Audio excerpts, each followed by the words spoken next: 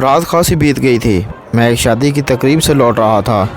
مجھے رات کی شادیوں سے بڑی چڑ تھی، اس لیے میں شادی بیاہ کی تقریبات میں جانے سے گریز کرتا تھا۔ آج بھی میرا شادی کی تقریب میں شرکت کرنے کا موڈ نہیں تھا، لیکن ابا جان کی طبیعت اچانک خراب ہو جانے کی وجہ سے مجھے جانا پڑا۔ شادی ہمارے قریبی رشتہ داروں میں تھی۔ رات کے 12:30 بج رہے تھے۔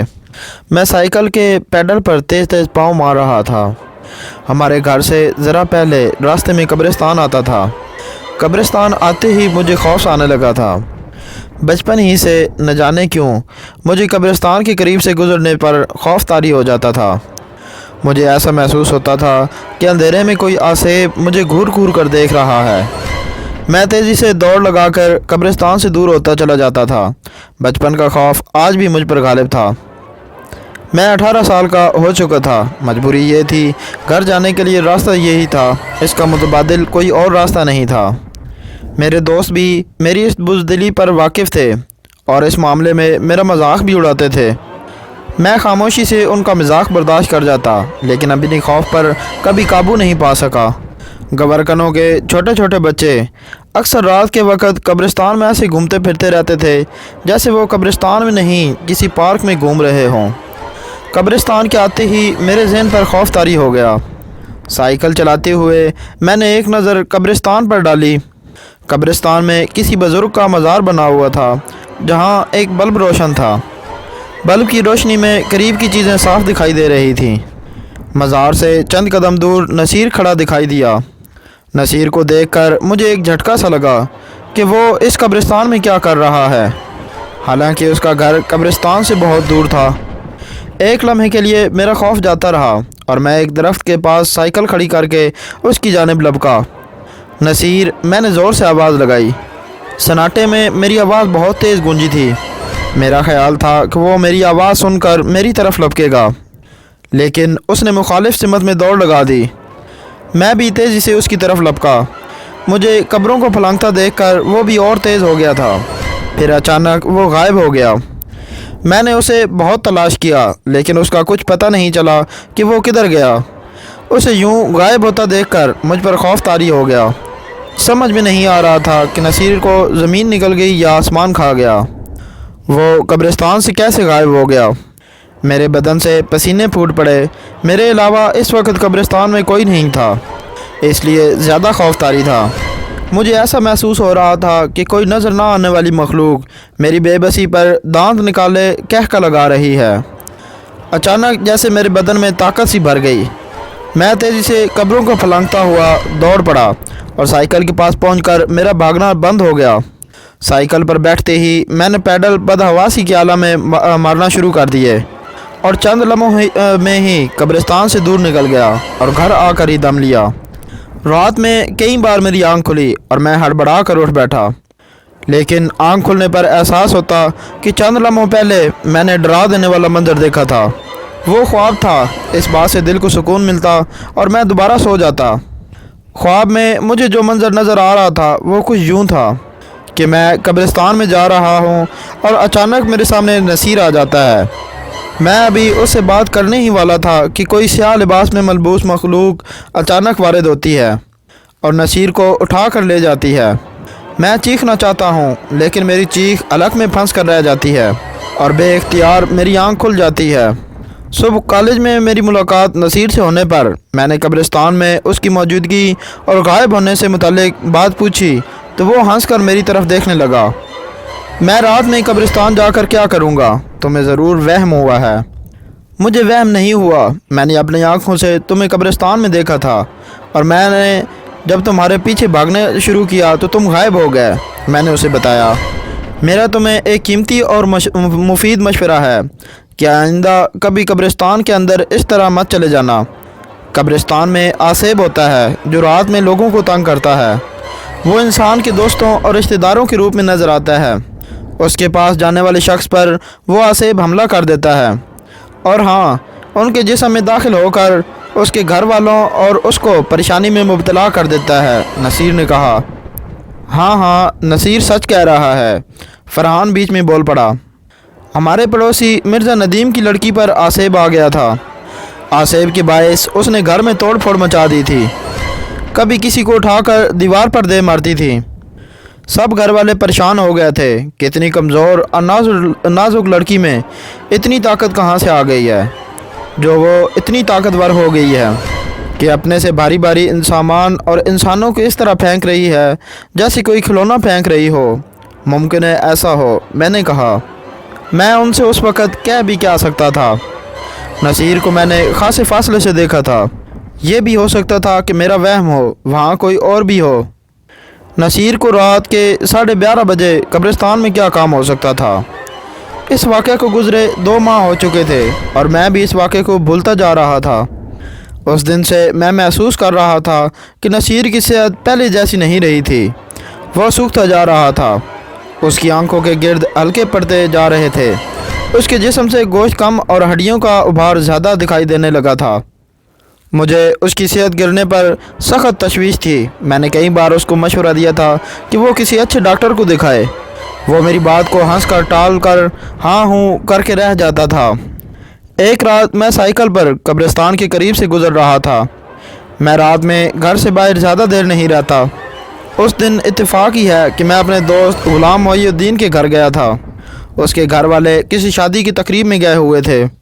ग़ुलाम मोइनुद्दीन ने DVD पर मेरी पसंदीदा गाने लगा दिए। मैं और ग़ुलाम मोइनुद्दीन गाने सुनने में इतने मगन हुए कि वक़्त का पता ही नहीं चला। और मैं उस वक़्त बुरी तरह चौंका जब मेरी नज़र घड़ी पर पड़ी। रात के 12 बज चुके थे। मैं बदहवासी में तेज़ी से सोफ़े से उठा और ग़ुलाम मोइनुद्दीन से इजाज़त लेकर घर को चल दिया। कब्रिस्तान आते ही मेरी साइकिल अचानक एक झटके से फ़िज़ा में उछली और मैं धड़ाम से सड़क पर गिर पड़ा। साइकिल के नीचे एक बड़ा सा पत्थर आ गया था जो मैं देख नहीं पाया और साइकिल से मैं सड़क पर गिर पड़ा। मैं जैसे ही सड़क से उठा, अचानक मुझे ऐसे लगा कि कोई शख्स कब्रिस्तान से बाहर आया है। मैं उसको देखकर बुरी तरह चौंका। वो शख्स कोई और नहीं, नसीर था। मेरी आंखें हैरत से फटी की फटी रह गईं। उसकी आंखें आग का शोला उगल रही थीं। आंखें खुली होने के बावजूद वो ऐसे चल रहा था जैसे नींद में चल रहा हो। नसीर, नसीर, ठहरो, मेरी बात सुनो। मैंने बेसाख्ता उसे पुकारा, मगर नसीर चलता हुआ मेरे पास से ऐसे गुजर गया जैसे मुझे जानना ही नहीं हो, जैसे उसने मेरी आवाज़ सुनी ही नहीं हो। मैंने उसका कांधा पकड़कर उसको झटका दिया। वो ऐसे चौंका जैसे मैंने उसे नींद से बेदार कर दिया। वो गुस्से से घूर कर मुझे देखने लगा। नसीर, ऐसे क्या देख रहे हो? मैं तुम्हारा दोस्त हूँ। मैंने उसे हैरत से देखते हुए कहा। ज़िंदगी चाहता है तो फ़ौरन मेरी नज़रों से दूर हो जाओ, वरना अभी और इसी वक्त तुझे ख़त्म कर दूँगा। नसीर ने अजीब व गरीब नज़रों से और गुस्से भरे लहजे में कहा। उसकी आवाज़ मुझे बदली बदली सी लग रही थी। ऐसा महसूस हो रहा था कि कोई बहुत ही भारी भरकम शख्स बोल रहा है। उसकी आवाज़ से बेइख्तियार मुझ पर कपकपी सी तारी हो गई थी। मैंने बमुश्किल कांपते हुए हाथों से साइकिल को पकड़ा और उस पर सवार हुआ और तेज़ रफ्तारी से साइकिल को भगाता हुआ आगे को बढ़ गया। फिर मैंने पलट कर भी नहीं देखा। उस वक़्त मैं बहुत खौफज़दा था और जल्द से जल्द घर पहुंच जाना चाहता था। वो रात मेरी आंखों में कटी। रात भर मैं सुकून की नींद ना सो सका। बार बार आंख खुल जाती थी। सुबह बेदार होने पर मुझे अपना जिस्म गरम गरम लग रहा था और दर्द भी हो रहा था। तुम्हें तो सख्त बुखार है। अम्मी जान ने मेरे बिस्तर से ना उठने पर मेरे माथे पर हाथ लगाया। तुम आराम करो, आज कॉलेज जाने की कोई ज़रूरत नहीं है। मैं मुश्किल से बिस्तर से उठा और हाथ मुंह धोकर चाय और पापे से नाश्ता किया। बुखार की गोली घर में मौजूद थी। खाने से दोपहर तक बुखार का ज़ोर टूट गया और मैं ख़ुद को हल्का फुल्का महसूस करने लगा। अलबत्ता बुखार से मुंह का जायका कड़वा हो गया था। मैं 2 दिन तक कॉलेज नहीं जा सका। तीसरे दिन कॉलेज जाने पर पता चला कि नसीर भी 2 दिन से कॉलेज नहीं आ रहा। मैं उस रात के वाक़े से वैसे ही खौफज़दा था, इसलिए मैंने नसीर के बारे में किसी से भी जिक्र नहीं किया कि मैंने नसीर को किस हालत में कब्रिस्तान से निकलते देखा था। इस वाक़े को 2 माह गुजर गया थे, लेकिन नसीर कॉलेज नहीं आया और ना ही मेरी हिम्मत हुई कि मैं उसके घर से जाऊं मुलाकात के लिए और घर जाकर उससे पूछूं कि वो कॉलेज क्यों नहीं आ रहा। एक दिन सरे राह नसीर के छोटे भाई से मुलाकात हो गई। मैंने हिम्मत करके पूछ ही लिया, क्यों भाई निसार, तुम्हारा भाई कॉलेज नहीं आ रहा है, खैरियत तो है ना? नसीर भाई की 2 माह से तबीयत ख़राब है। वो सूख कर हड्डियों का ढांचा बन कर रह गए हैं। दवाइयों से कोई फ़ायदा नहीं हो रहा है। मौलवी निज़ाम से रूहानी इलाज भी करा रहे हैं लेकिन तबीयत संभलने में नहीं आ रही। लेकिन मुझे और किसी दोस्त को भी इसकी बीमारी का पता ही नहीं चला। मैंने हैरत से कहा। मैं डरते हुए निसार के साथ उसके घर गया। नसीर को देखकर मैं हैरत ज़दा रह गया। वाकई वो हड्डियों का पिंजर बनकर रह गया था। नसीर, ये तुमने अपनी क्या हालत बना ली है? मैंने निसार के कमरे से जाने पर पूछा। ये सब मेरे अमाल की सज़ा है। मैं बहुत बुरा हूँ। मेरा अंजाम इससे बुरा होना चाहिए था। नसीर फूट फूट कर रो दिया। नसीर, सब्र करो, अल्लाह ताला सब बेहतर करेगा, तुम ज़रूर सेहतयाब हो जाओगे। मैंने उसको तसल्ली दी। नहीं, मैं ठीक नहीं हो सकता। तुम मुझे झूठी तसल्लियाँ मत दो। जिसने मुझे इस हाल पर पहुंचाया है उसने मुझसे साफ कह दिया है कि मैं चंद रोज़ से ज़्यादा ज़िंदा नहीं रह सकूँगा। नसीर, ये तुम किस तरह की बातें कर रहे हो? मेरी कुछ समझ में नहीं आ रहा। मैंने कहा। तुम सुनना चाहते हो ना तो सुनो। शायद तुम्हें ये सब कुछ सुनाकर मेरे दिल का बोझ हल्का हो जाए। नसीर ने मेरी तरफ गौर से देखते हुए कहा। तुम मुझसे कहते थे ना शरीफ अच्छा लड़का नहीं था। तुम्हारे मना करने के बावजूद मैं उससे मुलाकात करता रहा। एक रात वो मुझे कब्रिस्तान ले गया था। मेरी समझ में नहीं आया कि वो मुझे क्यों कब्रिस्तान ले आया है। रात की तारीकी में दूर तक कोई इंसान नज़र नहीं आ रहा था। एक ताज़ा कब्र का एक हिस्सा खोदकर वो अंदर चला गया। उसे कब्र में घुसे अभी चंद मिनट ही गुजरे थे कि मुझे सख्त तशवीश हुई कि देखूं वो क्या कर रहा है। कब्र के अंदर उसने छोटी सी टॉर्च जला रखी थी। हल्की रोशनी से कब्र के अंदर का मंजर साफ दिखाई दे रहा था। कब्र में एक नौजवान लड़की की बरहना लाश पड़ी थी। लड़की के कफन को शरीफ ने पोटली बनाकर एक तरफ रख दिया था और अब वो लड़की की लाश के ऊपर झुका हुआ था। उसे इस हालत में देखकर मुझे झुरझुरी सी आ गई कि शरीफ ऐसी गिरी हुई हरकत भी कर सकता है। मैं वहाँ से भाग जाना चाहता था लेकिन मेरे पाँव जैसे मन भर के हो गए थे कि मेरे लिए पाँव उठाना मुश्किल हो गए थे। कुछ देर बाद वो कब्र से बाहर निकल आया और मुझे मजबूर करने लगा कि मैं भी वही शर्मनाक हरकत करूं जो वो कब्र के अंदर लाश के साथ करके आ चुका है। मेरे इनकार पर उसने जेब से पिस्तौल निकाल लिया और धमकी दी कि मैंने उसके हुक्म का इनकार किया तो वो मुझे जान से मार देगा। ज़िंदगी किसको प्यारी नहीं होती। अपनी ज़िंदगी को बचाने की खातिर मैं कब्र के अंदर उतर गया और कब्र के अंदर वही हरकत कर बैठा जिसे मैं चंद लम्हे पहले बहुत बुरा समझ रहा था। शरीफ ने कब्र से कफन निकालकर कब्र को दोबारा से पहले जैसी हालत में कर दिया। इस काम से फारिग होकर शरीफ मुझे कब्रिस्तान से बाहर ले आया और धमकी दी कि ये बात मैं किसी को नहीं बताऊं, वरना संगीन नताइज भुगतना पड़ेंगे। मैंने उसे यकीन दिलाया कि मैं किसी को ये बात नहीं बताऊंगा। मैं कई दिन तक शरीफ से नहीं मिला। मुझे शरीफ पर शदीद गुस्सा था। उस रात उसने कोई अच्छी हरकत नहीं की थी। फिर एक दिन खुद ब खुद मेरे पाँव शरीफ के घर की तरफ उठ गए। शरीफ मुझे देखकर बहुत खुश हुआ और रात हो जाने पर फिर मुझे कब्रिस्तान ले गया। मैं उसके पीछे ऐसे चल पड़ा जैसे उसका ग़ुलाम हूँ और वो मेरा आका है। इस रात भी शरीफ ने वही रात वाली हरकत की और कब्र से बाहर आ गया। मैं उसके इशारे का मुंतज़िर था। इशारा पाते ही मैं कब्र में उतर गया और अपने शैतानी अमल में मसरूफ़ हो गया। अब हम दोनों की दोस्ती और मजबूत हो चुकी थी। हम एक दूसरे के राजदार बन गए थे। मेरा हौसला और बढ़ गया था कि जिस रात शरीफ कब्रिस्तान नहीं जाता मैं अकेला ही पहुंच जाता। कब्र से जो कफन मिलता था वो एक कफन बेचने वाले को सस्ते दाम में फ़रोख्त कर देता था। एक रात शरीफ को दूसरे शहर जाना पड़ गया। मैं अकेला ही कब्रिस्तान चला गया और एक ताज़ा कब्र खोद कर अंदर उतरा।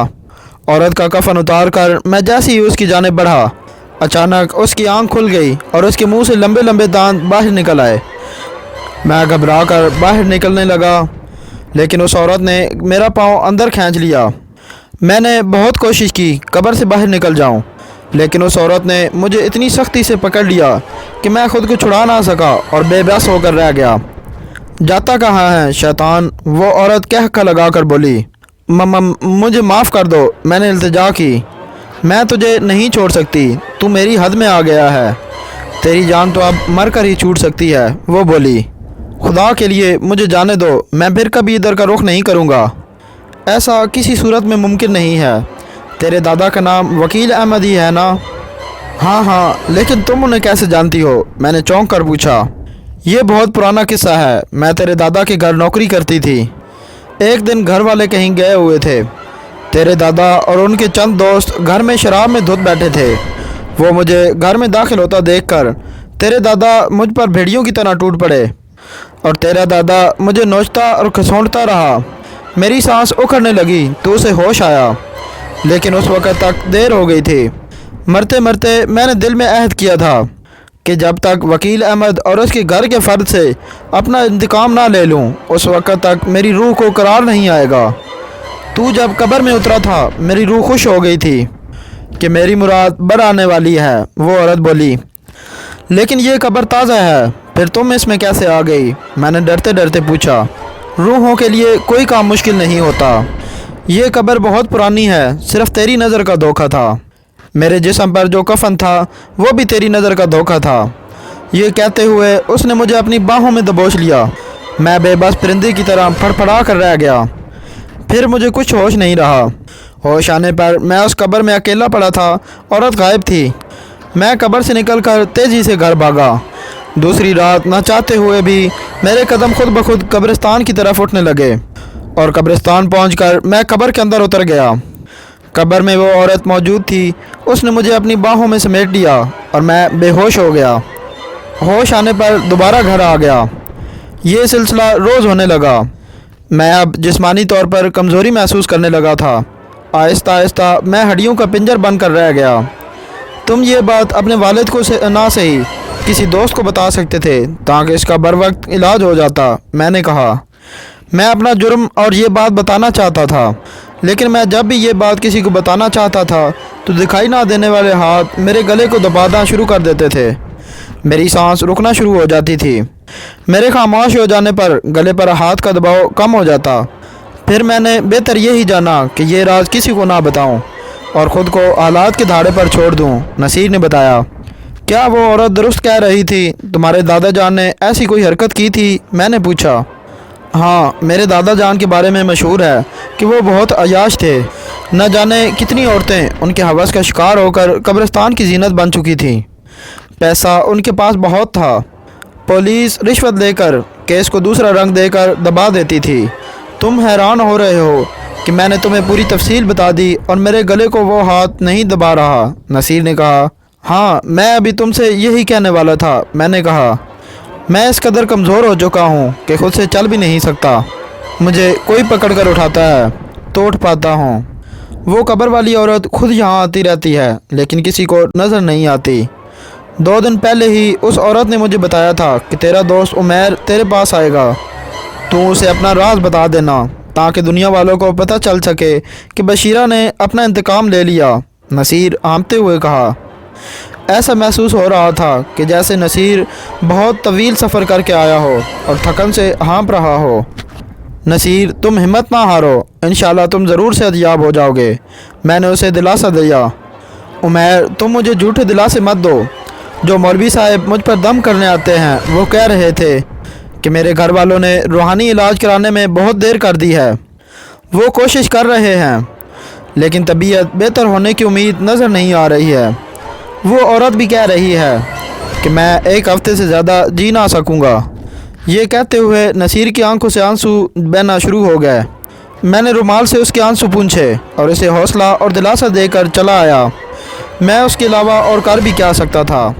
मुझे नसीर से मुलाकात किए अभी 1 हफ़्ता भी नहीं हुआ था कि नसीर के इंतकाल की खबर मुझे मिल गई।